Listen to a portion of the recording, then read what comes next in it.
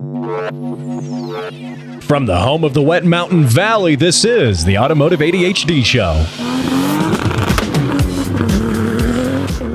All right, here we are rocking it on the Automotive ADHD Show, heard right here on 91.7 KLZR, voice of the Wet Mountain Valley. My name is Matt West, and this is where I talk about cars Saturday mornings. You have, of course, tuned into the correct car show. I mean, granted, it is the only car show on this radio station, so that's kind of like winning by default. But you know what? It's still the correct car show. Now, I have a fun show in the works for you today because we are now, what was it? Last weekend was the High Altitude Horsepower Car Show, as well as the KLZR Block Party. Lots of festivities and fun over the Labor Day weekend right here in Westcliff, and saw a lot of friendly faces, a lot of people enjoying what was possibly the best weather for the best car show. Very cool stuff. And I had the opportunity as well to do some of the announcements at the car show, see some hot rods.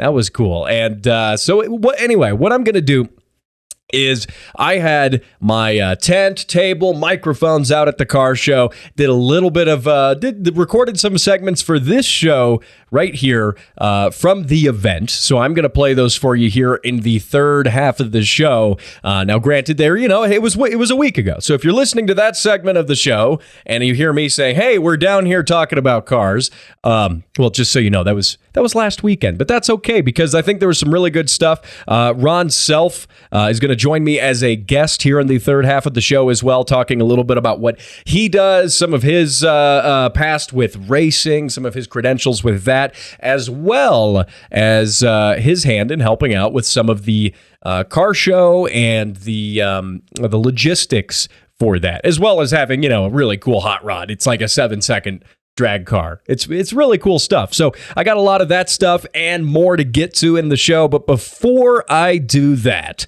I do want to talk about some current topics here in the automotive industry as of this week. And I got to talk about Toyota. Longtime listeners of this show now know that I am a fan of Toyota. I own several Toyota products. I think they make great cars. I think generally speaking as a company, they're pretty good. I do like a lot of what they do. I like their stance on motorsports and enthusiast cars. But I have to call out nonsense when I see it.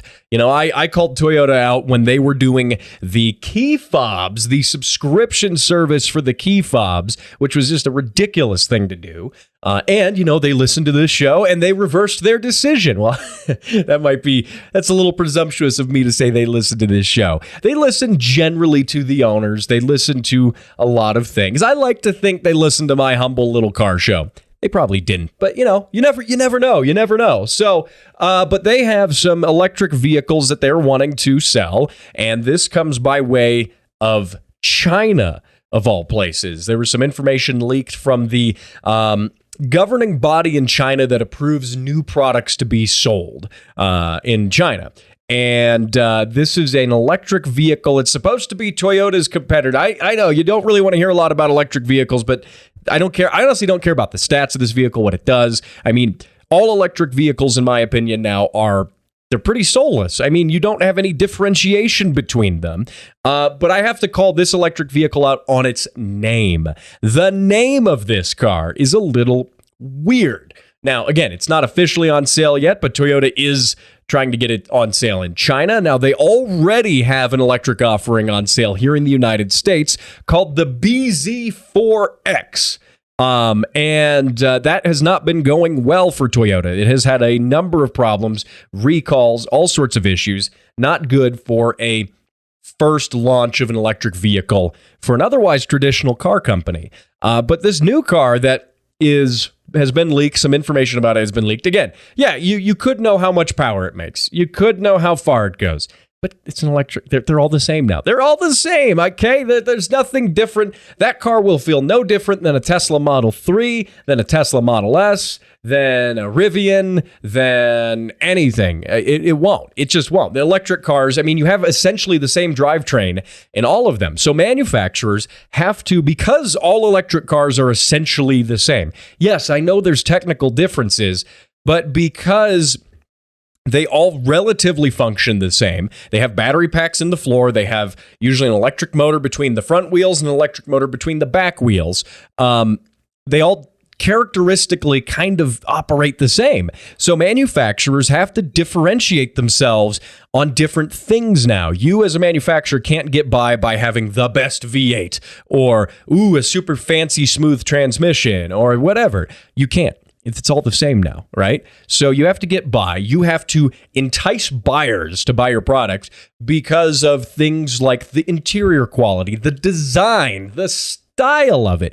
This is actually causing manufacturers to resort to their brand image, the image of this car, the style of this car, the perception of this car is what sells it more than the performance of this car, because the performance isn't the selling point. It's the same as everything else. They're all roughly the same. So Toyota has to come up with some funny names for their new electric cars, and it's really strange. And again, this one not officially on sale, may not sell in the United States because, again, this was coming from Toyota wanting to get this approved for sale in China. But this car is called the BZ3.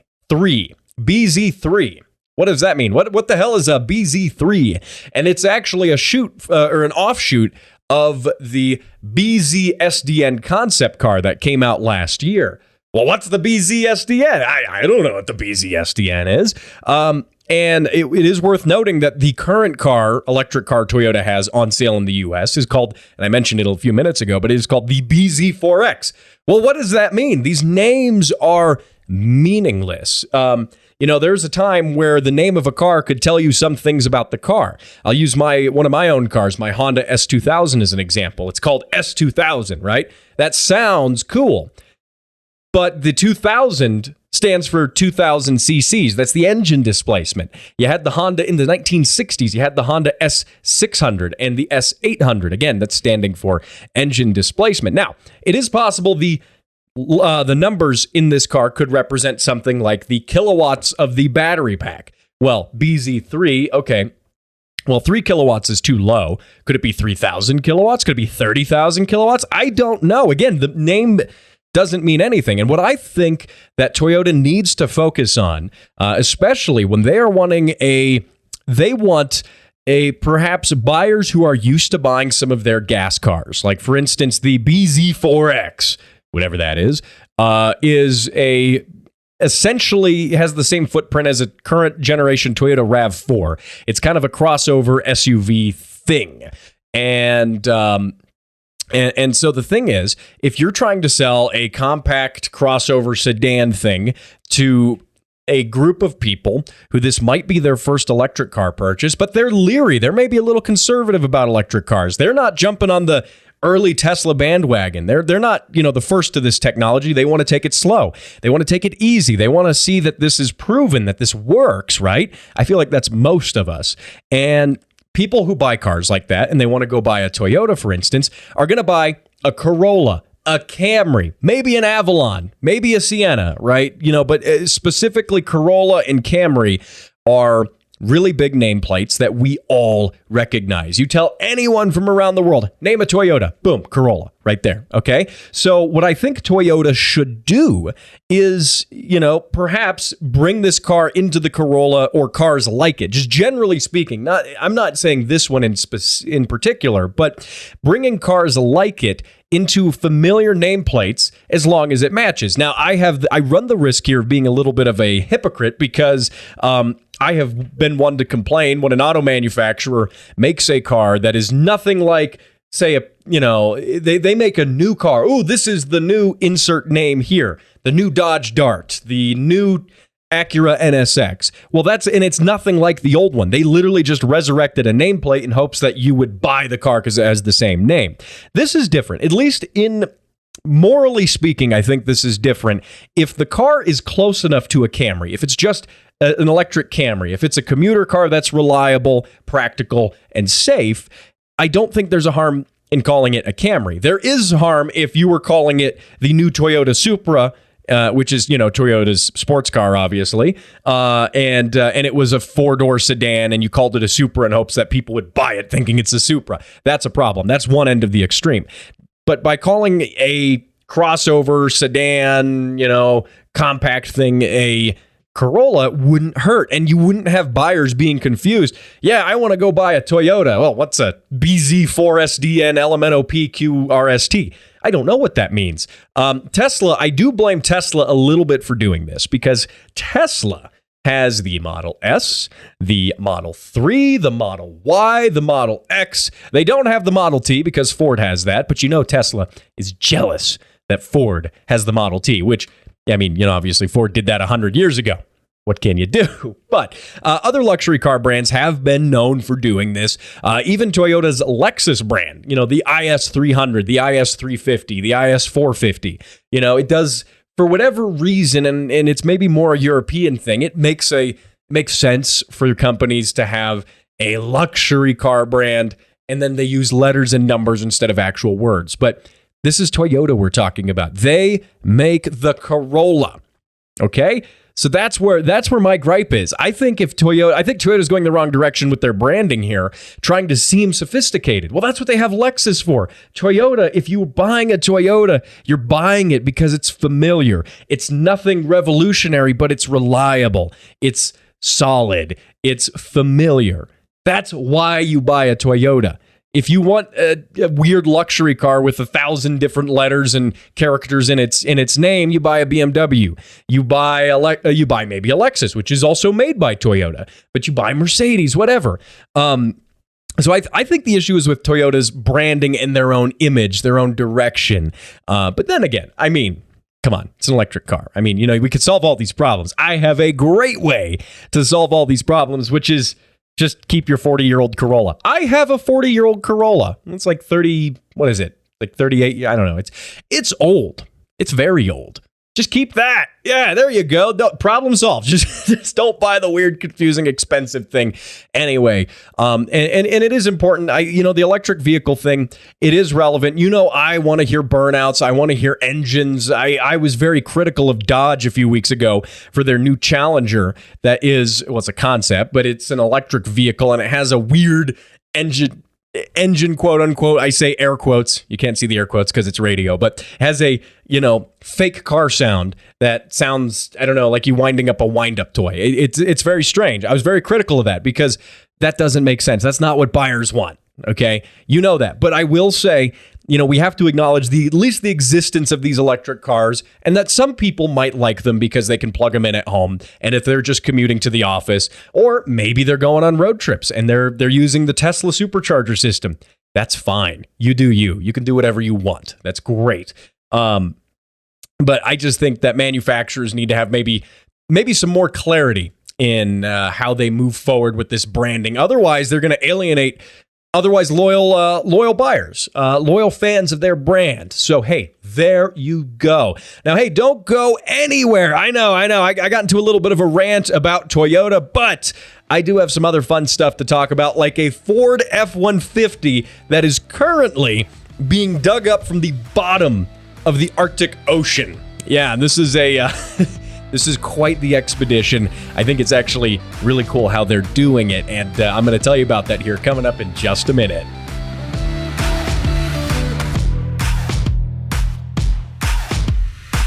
Did you know there's a rare but serious condition affecting 1 out of every million? Most are born with it, and despite decades of research, doctors struggle to find a cure. The truth is, thousands of people simply don't know what cars are. For those affected, things are grim, but recent developments show promising success. New clinical trials using breakthrough audio technology have shown a 69% improvement in patients with the most severe symptoms. Treatments vary, but one day we may see a cure. More information is available at throttlewarrior.com.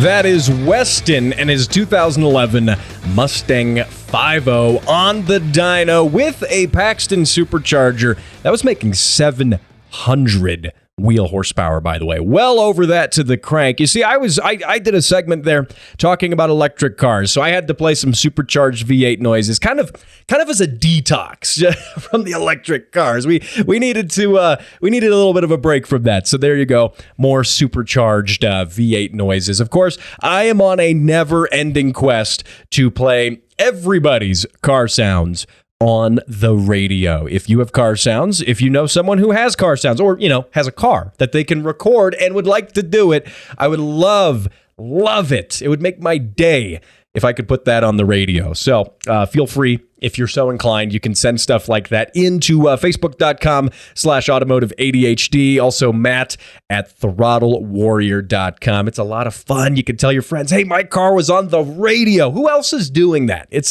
It is cool stuff. And so, yeah, there you go. Now, I want to talk about here before I play, I'm going to play some segments here in the last part of the show that I recorded at last week's high altitude horsepower car show. It was a lot of fun. So I do kind of, again, I'm doing a little bit of a special edition of the show. I want to play those segments I recorded last weekend because there's some really good stuff in there. There's an interview with Ron Self. And of course, you can hear hot rods and all sorts of stuff in the background. It was a lot of fun. But before I get to that, there is an expedition. It's called the Trans Global Car Expedition. And excuse me, these are a bunch of people who have it in their heads that they are going to drive essentially from the South Pole to the North Pole, and then back from the North Pole to the South Pole. They are going to set a record of doing this only in a car. This is something that has never been done before without the help of air travel, which, makes sense. Cars typically traverse on the land.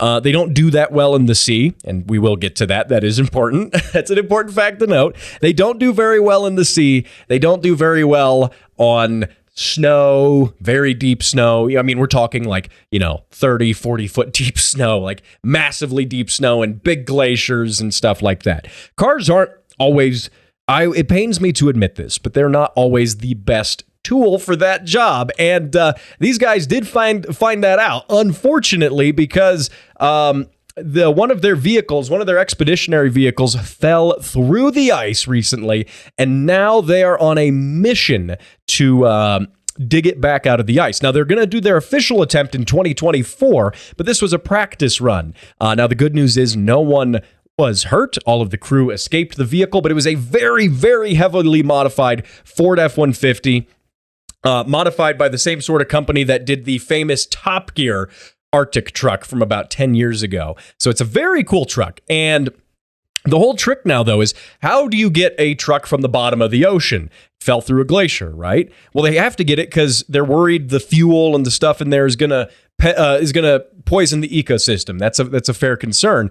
So now they have to figure out how on earth are they going to get this out? And that's what they're going to be working on. I am very interested to see how this is going to work. Getting a car from the bottom of the ocean, that's hard. But getting a car from the bottom of the ocean in negative temperatures in the Arctic, how do you do that? I don't know, but they say they know a way they're going to do it. As we find out more about this, I'll update you on this story as that carries on. Now, hey, coming up are some pre-recorded segments from last week's car show. It's a lot of fun. Stick around for that. Coming up next on the Automotive ADHD Show.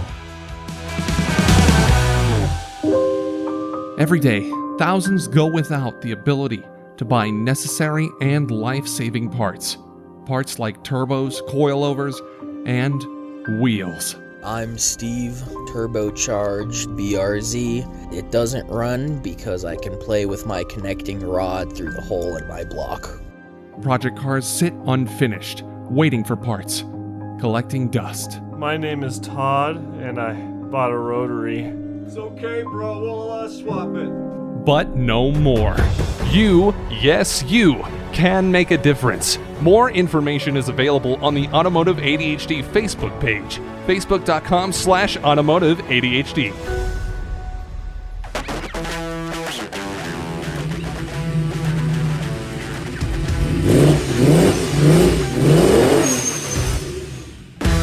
All right, here we are rocking it on the Automotive ADHD show, heard right here on the radio, 91.7 at KLZR, voice of the Wet Mountain Valley. Matt West here, talking cars from the streets of the High Altitude Horsepower Car Show. This has been such a fantastic event. There have been a lot of great things going on, and this car show has been massive. The weather's been perfect. The breeze now is just starting to pick up. You can hear a little bit of that, but the weather has been fantastic for this event. So many cars, almost 100 cars here, which is absolutely packing out the street here in Westcliff. It's cars as far as you can see. Now, of course, there's been live entertainment, there's been food, there's been the KLZR block party, and like I said, a lot of fun cars, hot rods, classic muscle cars, Model Ts, Model A's, Studebakers, Corvairs, and a couple that I was really, really excited to see. One of them was very interesting, was a 1984 Avanti. The Avanti is a peculiar car, and Avanti for a period of time back in the early 70s, late 60s, early 70s, Avanti had the record at the time for the fastest production car made in America. And Avanti is a branch off from Studebaker, so they have an interesting history. It's a forgotten car company now, and you know how I love those, especially with companies like Avanti, American Motors, things like that. I'm a big sucker for those. Another neat car I saw was a Volvo P1800. This is Bob's Volvo P1800. If you have ever seen one of these, it's hard to tell you over audio what that looks like, because all you got to do is picture maybe an Aston Martin DB5, but then make it look better. Yeah, that is a Volvo P1800, and it's so cool seeing such a interesting car from Volvo. I mean, Volvo is thought of being very conservative, very safe, very boring. No, not the P1800. Also, the P1800 as a model has the record for one of the longest running cars in terms of specific car. There is a specific P1800 that is done in excess of 5 million, maybe even pushing 6 million miles, allegedly. And that's a famous car. So those P1800s, they're known for being reliable. They've got the layout of a classic sports car. Very, very cool stuff. And again, this event has just been fantastic. There's so many cool cars. I could spend the whole show talking about them. Later in the show, joining me will also be Ron Self. He has been a big driving force in putting a lot of this show together, along with the show sponsor, Valley Strong. And more information about Valley Strong is available. A lot of the events that they are doing. They're doing more stuff here in the Wet Mountain Valley. This is just one thing, and they have all of that stuff up on their website, valleystrong.us. And of course, KLZR, this radio station, has been a big part of this show, putting on the block party, live music, food. Yeah, good, great barbecue stuff. To my right is barbecue from Elevation Meat Market. And, just fantastic stuff. Like, you couldn't ask for an event to go any better than this. Now, what did I bring? I brought, perhaps if there was an award for Best Japanese Import, I would win it only by default because it was the only one here. But I did bring the Honda S2000 also because it was running this morning. So that was nice. Now, hey, I want to take a quick break here, get to my guest, Ron Self. We're going to be talking to him about this car show, what it took to put it on, some of the cars. He's got a very interesting race car with a lot of cool history. We're going to talk to him here in just a minute. You're listening to the Automotive ADHD show on 91.7 KLZR.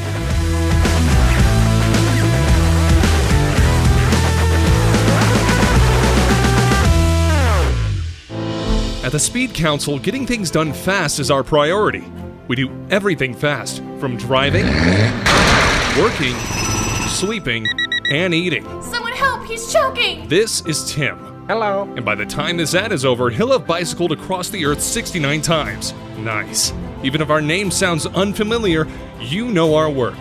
F1? Pfft, child's play. The world's first supersonic jet? Yep, that was us. Apollo 11? Also us. The fastest animal in the sea? Hell, we even wrote the Wikipedia article. Fast. And we're so dedicated to speed that we've genetically engineered the world's first hyperspeed speed machine. With this scientific breakthrough, you can interact with and download your favorite automotive podcast a whole day early. How's that for fast? Learn more at facebook.com/automotiveadhd. This message approved by the Speed Council and the Church of Fast Things.